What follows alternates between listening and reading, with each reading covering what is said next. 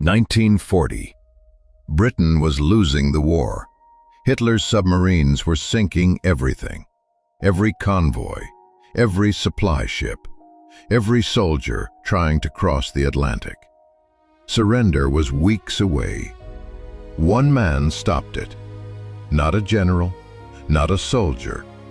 A mathematician who couldn't tie his tie properly, who cycled to work wearing a gas mask, who had never spoken to a woman in his life.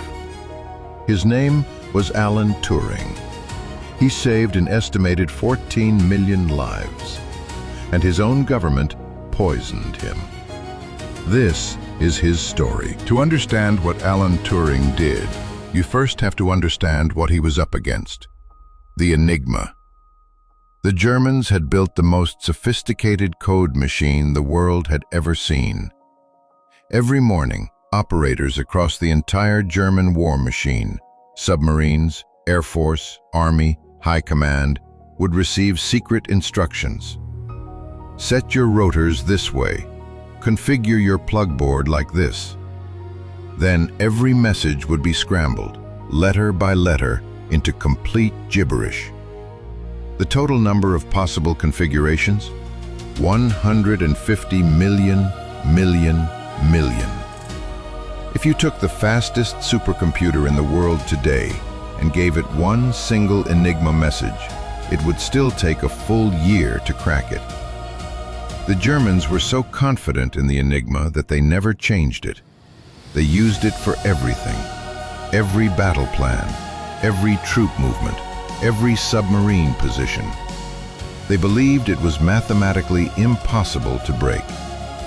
They were wrong. In 1938, British intelligence bought a mansion 50 miles north of London, Bletchley Park, codename Station X. They filled it with the strangest collection of people Britain had ever assembled in one place.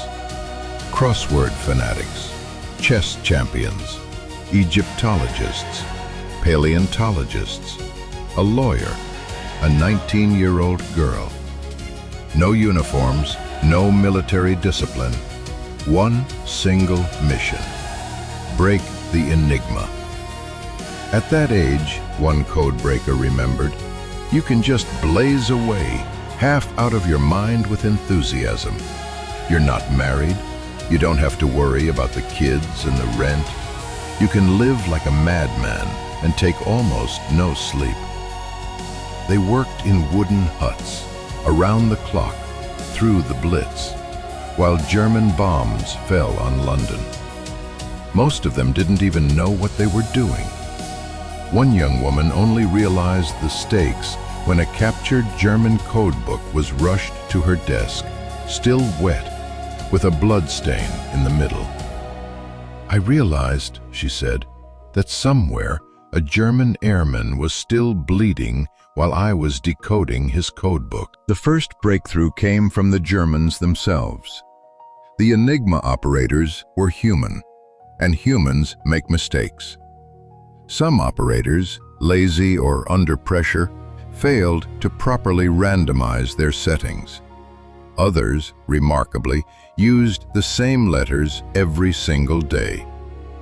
One operator named Walter set his machine to the first 3 letters of his own name, then typed in the first 3 letters of his girlfriend's name, Clara.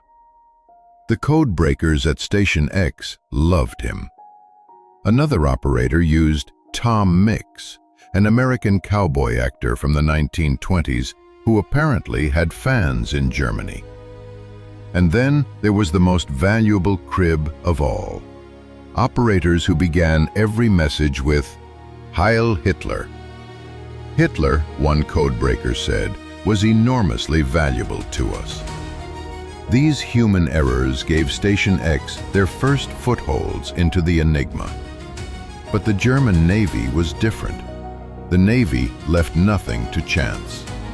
And it was the Navy that was killing Britain. Alan Turing had become a Cambridge professor at 23. His work on intelligent machines was a decade ahead of its time. With very intelligent people, a colleague remembered, You talk to them and think, I could have had that idea. You never had that feeling with Turing. He constantly surprised you with the originality of his thinking. He didn't like wearing a tie. He always looked untidy. He cycled to work wearing a gas mask during hay fever season, not because of bombing, but because of pollen. He was terrified of women. When a female colleague once offered him a cup of tea, he shrank back, as if he was about to be shot. But inside that extraordinary mind, something was happening that no one else could see. Turing looked at the Enigma differently.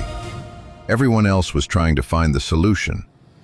Turing realized that what mattered was rejecting everything that wasn't the solution. He designed a machine, a giant electromechanical device, drums clicking round letter by letter, 20 settings per second, eliminating impossible combinations until only the truth remained. He called it the bomb. An average bomb run, 15 minutes. Sometimes, Station X decoded a German message faster than the German commander at the other end. By the end of the war, there were 200 bombs running around the clock, 90,000 decoded messages every single month. German Admiral Dönitz had built a strategy to starve Britain to death. Wolf packs, groups of 30 submarines or more, lay in wait across the Atlantic. As slow convoys of merchant ships crossed, the wolf packs struck from every direction. Britain could not survive without those convoys. Food, fuel, ammunition, troops. He nearly succeeded, one officer remembered. Then, on May 9, 1941, a British destroyer forced German submarine U-110 to the surface. The crew abandoned ship and left everything behind. A 20-year-old British lieutenant named David Baum led a boarding party into the sinking submarine. Alone, revolver drawn, not knowing if anyone was still inside. I couldn't see anybody, he remembered. Just a nasty hissing noise, which I didn't like the sound of. In the captain's cabin, he found a sealed envelope. He didn't know what it was. He didn't speak German. He put it in his pocket. Inside that envelope were the Enigma's naval codebooks. King George VI called it the most important naval event of the entire war. Within weeks, Alan Turing had cracked the naval Enigma. Within months, the Battle of the Atlantic was turning. Within a year, it was over. By 1944, Station X had grown from a few dozen eccentrics into a city of 10,000. The world's first programmable computer, called Colossus, had been built in secret to decode Hitler's most personal messages. When the Allies planned D-Day, Station X read every German communication about the defenses. They discovered that American paratroopers were about to drop directly onto a German tank division. They would have been massacred. The landing site was changed. On June 6, 1944, the invasion succeeded. Historians agree Station X shortened the Second World War by at least 2 years. Millions of lives saved. But when the war ended, Churchill ordered everything destroyed. The bombs were smashed. Colossus was buried. Every document burned. Britain wanted to keep eavesdropping, on the Soviets this time. Station X had to stay secret. Every codebreaker was sworn to silence. For 30 years, they told no one. Not their wives, not their children, not anyone. Alan Turing received no medal, no public recognition, no thanks. In 1952, the British government prosecuted him for being homosexual. He was forced to undergo chemical castration. 2 years later, in 1954, Alan Turing died. a half-eaten apple beside his bed. He was 41 years old. It was 2013, nearly 60 years after his death, before the British government formally pardoned him. The man who invented the computer, who cracked the Enigma, who saved millions of lives. In the long haul of history, one colleague said, Turing's name will probably be number one in terms of consequence for all of mankind. He died alone, forgotten, in debt to a civilization he had saved.